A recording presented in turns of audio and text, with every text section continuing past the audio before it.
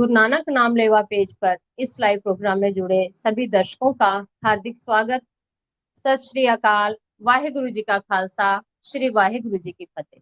आज हम गुरबानी आशय के अनुसार कुछ खास विषय पर विचार विमर्श करने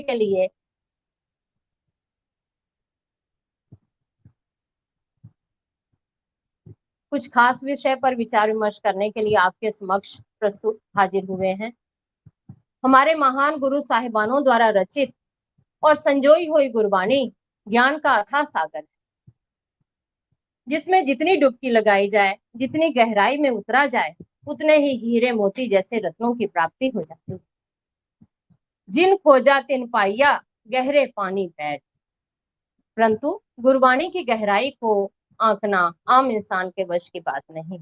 इंसान तो अपनी तुच्छ बुद्धि के अनुसार इसका अर्थ स्वयं ही निकाल लेता है और अपने जीवन में ढाल लेता है। और यदि कोई गुरबानी का ज्ञाता या महापुरुष कोई अच्छी बात बताना चाहता है तो जाने अनजाने उसका विरोध करने लग जाता है। एक बार भूमिये चोर को गुरु नानक साहिब जी के दरबार में पेश किया गया, तो गुरु साहिब जी ने उससे पूछा, भाई तुम चोरी क्यों करते हो? तो भूमिये चोर ने बड़े ही सहज भाव से, बड़े भोलेपन से जवाब दिया, गुरु जी, महाराज जी, आप जी ने ही तो गुरबानी में लिखा है, असंख मूर्ख अंधकोर, असंख चोर हरामखोर। तो मैं भी अपने आप को उसी श्रेणी में मानता हूँ। ये तो हुई अपने तुच्छ विचारों और मंद बुद्धि की बात, परंतु गुरबानी तो हमें सच्ची सुच्ची किरत करना सिखाती है, सच का मार्ग दर्शाती है, हमें प्रेम, शांति और एकता का संदेश देती हुई ये भी बतलाती है कि कैसे गुरु साहिबानों ने भिन्न भिन्न युगों में अवतार धारण कर जीवों का कल्याण किया। गुरबानी में तो स्पष्ट लिखा हुआ है, सज्जुग ते मान्यो, छलियो बल बावन पायो, त्रेते ते मान्यो, राम रघुवंश कहायो, द्वापर कृष्ण मुरार कंस किरतारथ कियो, उग्र सैन को राज अभय भक्तः जन दियो, कलयुग प्रमाण नानक गुर अंगद अमर कहायो, श्री गुरु राज अचल अटल आद पुरख फरमा।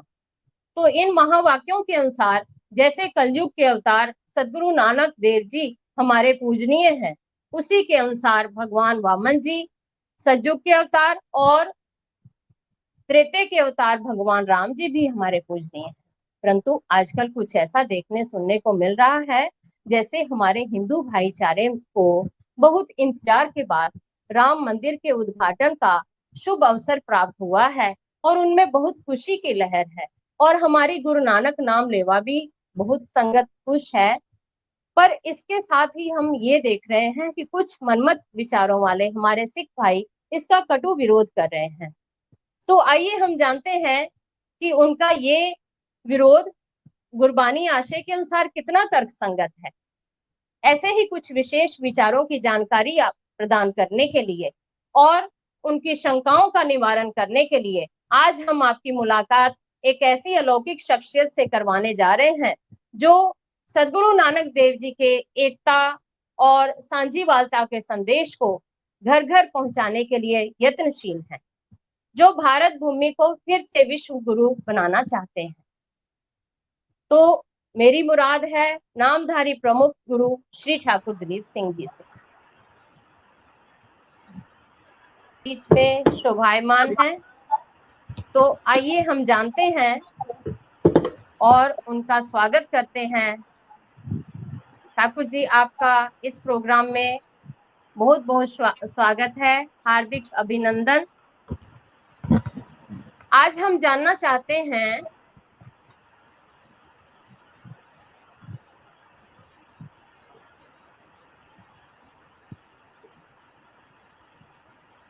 हेलो जी। हेलो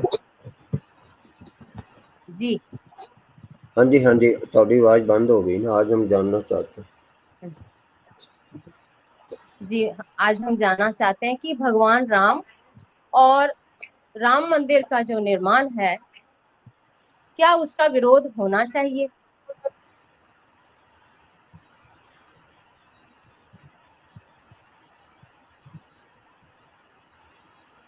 सभी सत्कारयोग दर्शकों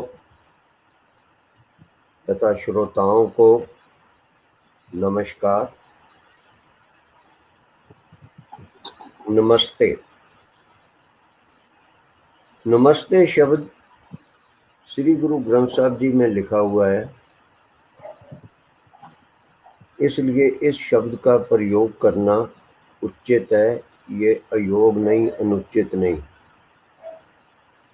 जबकि इसके मुकाबले में जिन शब्दों का हम प्रयोग करते हैं, सिखों में जो शब्द प्रचलित हो चुके हैं आजकल, उन वो तो किधर भी श्री आदि ग्रंथ साहब जी में नहीं लिखे हुए।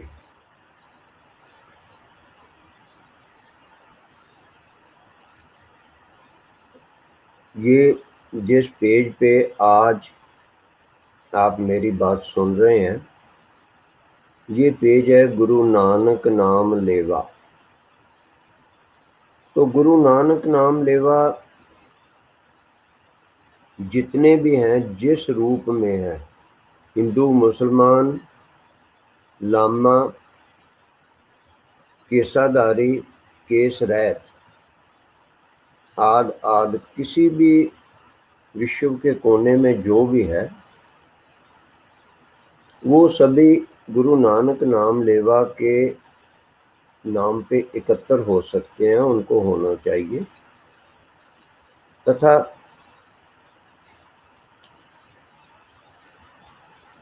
वो सभी नानक पंथी हैं। अब आपने बीबी जी प्रारंभ में आपने बात की है कि गुरु नानक देव जी का जो संदेश था सांझीवालता का,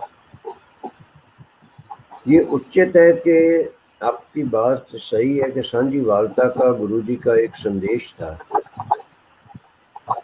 परंतु एक और विशेष चीज अपने को समझने वाली है कि किधर भी पूरी गुरुवाणी में ये नहीं बताया गया कि हिंदू मुसलमानों पर जुल्म करते, ये किधर भी नहीं लिखा कि हिंदू मुसलमानों पर जुल्म करते हैं। जबकि इसके विरुद्ध सदगुरु नानक देव जी ने अपनी रचना से उच्चारण किया है, देवल देवत्या कर लागा ऐसी कीरत चाली। मुगल राजाओं ने, मैं साधारण मुसलमानों की बात नहीं कर रहा, मुगल राजाओं ने इतने जुल्म किए कि उन्होंने जो मंदिर थे, हमारे भारतीयों के जो मंदिर थे, किसी भी रूप में थे, उन विशेष रूप में तो वो हिंदुओं के थे, पर बाकी भी जो यहाँ पे संप्रदाय थे, जो पंथ थे, उनके ऊपर टैक्स लगा दिया था। ये तो गुरु जी का अपनी रचना का उच्चारण किया हुआ है, क्योंकि ये गुरु नानक नाम लेवा का एक पेज है, इसलिए मैं गुरु जी का ही उच्चारण किया वाक्य बता रहा हूँ। तो जब वो जिन्होंने टैक्स लगा दिया और उनका गुरु जी ने वर्णन कर दिया, तो उसके उपरांत किसी भी नानक पंथी को इसकी तो कोई संभावना ही नहीं रह जाती कि वो इसके विरुद्ध सोचे, गुरु जी के आशय के विरुद्ध कोई सोचे, वो तो बात ही नहीं बनती। दूसरी बात है कि आपका प्रश्न है कि राम मंदिर का विरोध करना चाहिए या नहीं। अब उसके राम मंदिर का विरोध सिख क्यों करते, ये विचारने योग्य है। राम मंदिर का आज तक, यानी आज से करीब 100 वर्ष पहले तक, तो सिखों ने कभी विरोध नहीं किया। आज राम मंदिर का विरोध क्यों कर रहे हैं? 30 नवंबर 1856 को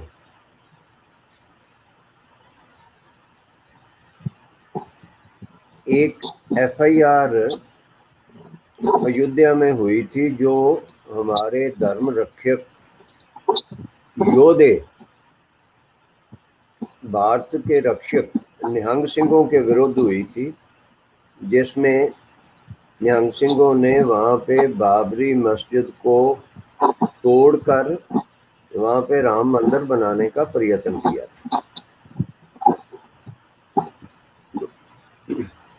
वो उर्दू में लिखी हुई है और इससे पहले कोई एफआईआर नहीं हुई है कि जहाँ पे जिस एफआईआर में, यानी जो पर्चा जिसको हम पंजाबी हिंदी में कह देते हैं कि पर्चा दर्ज हुआ पुलिस में, फर्स्ट इंफॉर्मेशन रिपोर्ट, तो इससे पहले कोई नहीं हुई है। सर्वप्रथम निहंग सिंहों ने ही ये कार्य किया। उससे पहले ये भी सुनने को आया है कि गुरु गोविंद सिंह जी स्वयं भी अयोध्या दर्शन दिए पधारे हैं और उन्होंने भी प्रयत्न किया था, गुरु जी की इच्छा थी कि राम मंदिर बनाया जाए वहाँ पे, और वो मुगल राजाओं से ये बाबरी मस्जिद जो है उसकी जगह पे राम मंदिर बनाया जाए।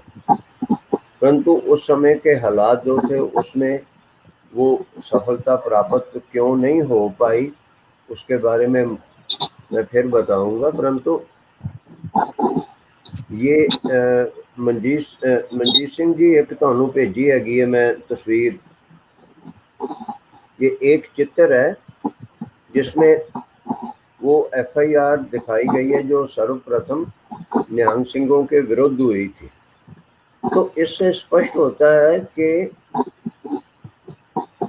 मुगल राजा मंदिर गिराते थे और वहां पे मस्जिद बनाते थे, और सिख, जिसमें सिख योद्धा विशेष रूप से उस समय निहंग सिंह थे, तो वो उसका विरोध करते थे तथा उसके विरुद्ध संग्राम करते थे, युद्ध करते थे।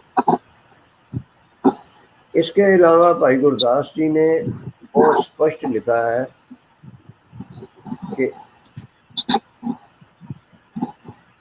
ठाकुर द्वारे टाह कहते थोड़ी मस्जिद उसारा।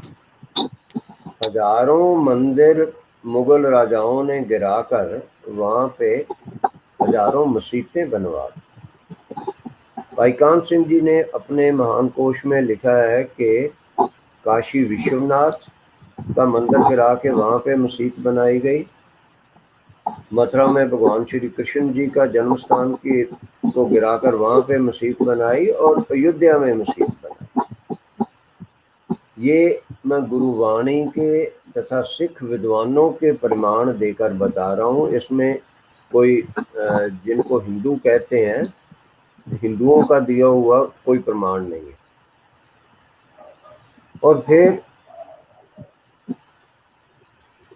मुगल राजाओं के जुल्मों के बारे में तो बहुत बड़े बड़े व्याख्यान, बहुत कुछ जो है वो गुरु ग्रंथ साहब जी में भी अंकित है। छाड़ कतेब राम भज बौरे, जुल्म करत है पारी। तो इससे सबसे पहले तो ये स्पष्ट होता है कि बाबरी मस्जिद से पहले राम मंदिर वहां था। यदि उन्होंने दूसरे मंदिर गिराए हैं भाई कान सिंह जी के मुताबिक, तो उन्होंने ये 3 मुख्य स्थान जो हिंदुओं के थे वो तीनों गिरा के वहां पे मस्जिद बनाई। परंतु इसके जो